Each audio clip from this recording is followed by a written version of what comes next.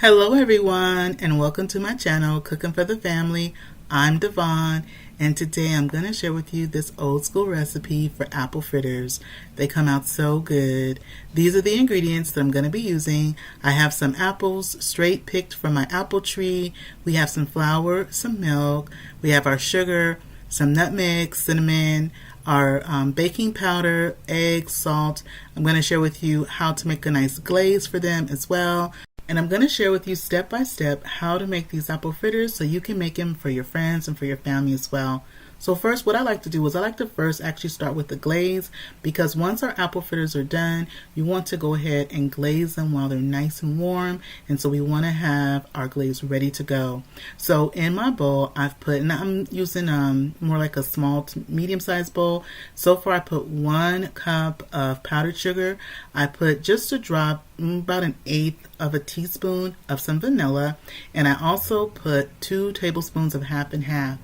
Now I'm using half and half. You can also use milk as well, or you can also use water if you're going to have your apple fritters out for a while, or you want to share and give them to people and they could keep them out for a while.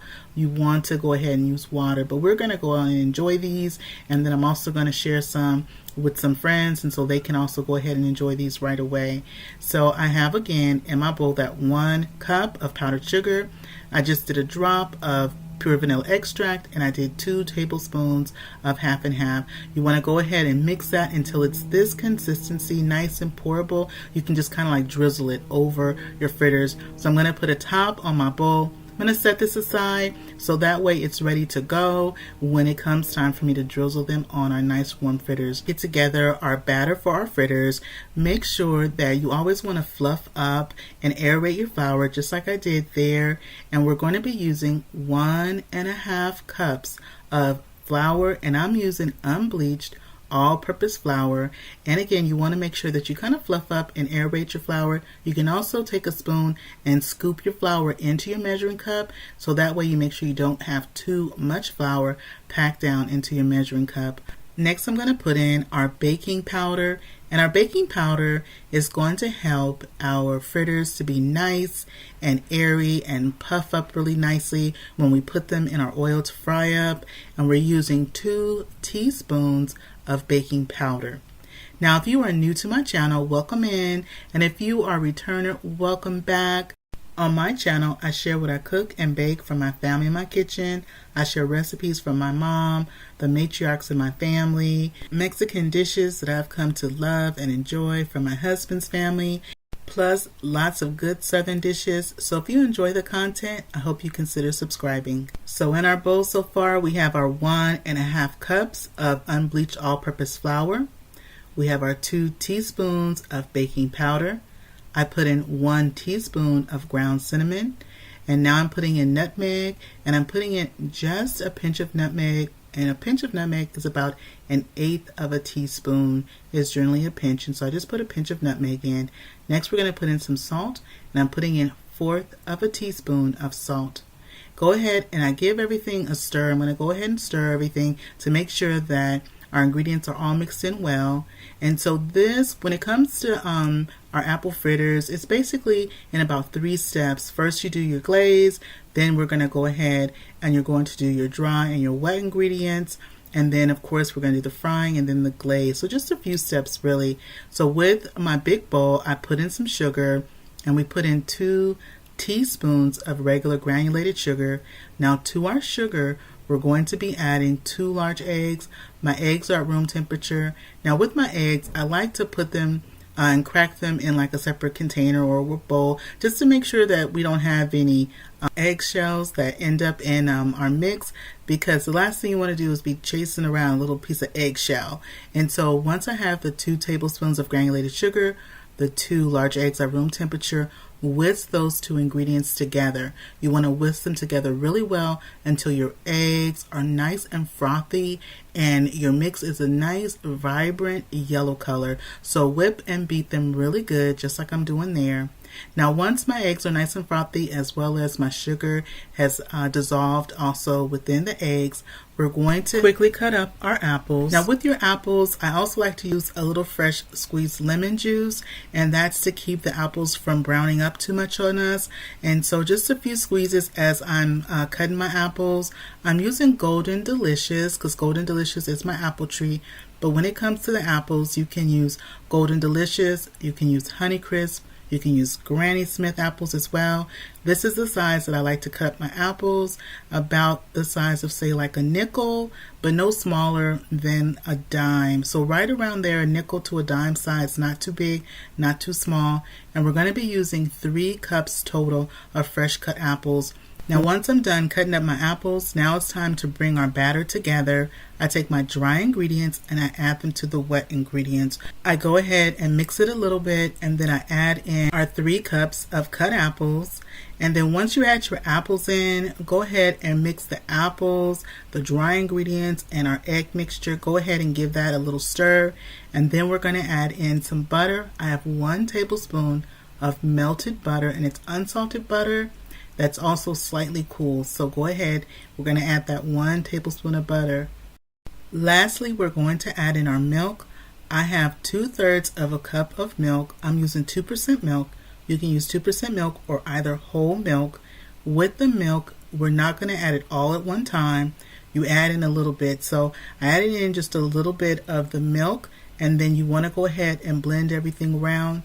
The recipe is 1/3 of a cup of milk up to 2/3 of a cup of milk, because the batter comes down to the consistency and what you're looking for. What you want your batter to do is that you want your batter to cling to the apples, but you don't want it to be too thick and you don't want it to be too thin. That is going to give you round about that 1/3 of a cup of milk up to 2/3. It should not take more than 2/3. Consistency is going to be a little bit thicker than pancake batter. It should cling to the apples but not be dripping off the apples, and you want to make sure you have no streaks of flour and no streaks of our egg mixture. Make sure you mix your batter well, folding all the ingredients over together, and this is what you want it to look like. Now it's time for us to go ahead and cook up our apple fritters. Now I'm going to be using vegetable oil to fry my apple fritters. Whatever pan you're using, you want to have at least 2 to 3 inches of oil, because your apple fritters will float and you do want them to have a little bit of room so that way they're floating around. I use my ice cream scooper to drop my apple fritters in my oil, and I would call this just a standard size ice cream scooper. You can use a smaller ice cream scooper like the little small cookie scoopers. You can use that as well.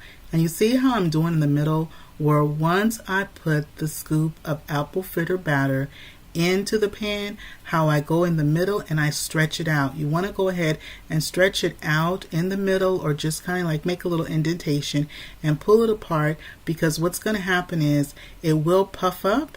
And so you don't want a tight ball, because if you have a tight ball, then you want to be using a smaller scooper, because if you're using this regular size like I'm using ice cream scooper and you have a tight ball, it's going to be difficult for your batter to cook through the middle. So make sure that when you're dropping them like I'm doing, you go ahead and press them down the middle and kind of butterfly them out in a sense, and just kind of open up your dough a little bit. This is also going to help some oil to come on top of your dough as well and cook that top part of the batter, just like it's doing there in my pan. And you're going to get about 10 apple fritters from this batter, give or take 1 or 2, but typically about 10 is what you're going to get. When it comes to cooking them, I did not put a thermometer to see my oil temperature, but you want to have your oil temperature, if you're going to use a thermometer, around 350, but no more than 375 to cook your apple fritters. I started my oil on high, then I reduced my oil down to a medium. I went on, this is the first batch of the fritters that I'm putting in, and if you need to adjust your temperature kind of up or down, definitely do that if you feel that you need to as your apple fritters are cooking. And you see again how I went on, put an indentation and kind of just like stretched out our fritters just like that. And you see how now they're cooking from the bottom, as well as there's some oil, and they're also cooking on top as well. Now also another way with your oil, if you want to test your oil, You could take a small little piece of batter, put it in your oil. If it starts to just really sizzle, especially around the edges of that little test piece of batter, then you know your oil is nice and hot. You can go ahead and start cooking up all your fritters. When it comes to also cooking them, you're going to cook them for about 3 to 4 minutes. And when I do that 3 to 4 minute cooking time, you want to turn them a couple of times. I let them go ahead and cook. They look good. As I see it browning around the edges for the first flip, as I see it browning, getting a nice golden brown, then I see to go ahead and flip. Just like that. Everything is looking good. I'm going to go ahead, finish these up.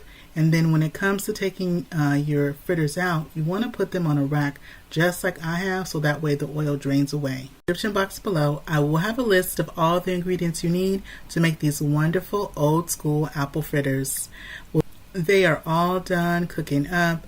I'm going to go ahead, I'm drizzling our glaze on just like that, back and forth. You can also take your apple fritters if you want to do a double batch of glaze and you want the glaze on both sides of your apple fritters.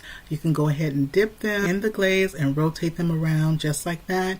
But we like ours like this, just a nice drizzle all over. Have your pictures out yet? Are you ready to give it a try? Let's go ahead and give them a try, and let's see how we did today with these old school apple fritters. Are you ready for your bite? Go ahead and take your bite, because this bite's for you. Now I'm going to take my bite and see how we did. Oh my gosh. Y'all, these are so good. These have come out so good. They've got that crispiness around the edges. They are perfect on the inside. You've got that cinnamon, that hint of nutmeg, and those wonderful fresh apples. Well, I hope you give this recipe a try. If you're not subscribed, please hit that subscribe button. I'm working towards 20,000 subscribers by the end of this year, and I sure would like your help. If you like this video, don't forget to show it some love. Give it a thumbs up. Video with a friend or a family. And remember, it's always good when Dyvonne is cooking for the family. I'll see you on the next one. Bye-bye, everybody.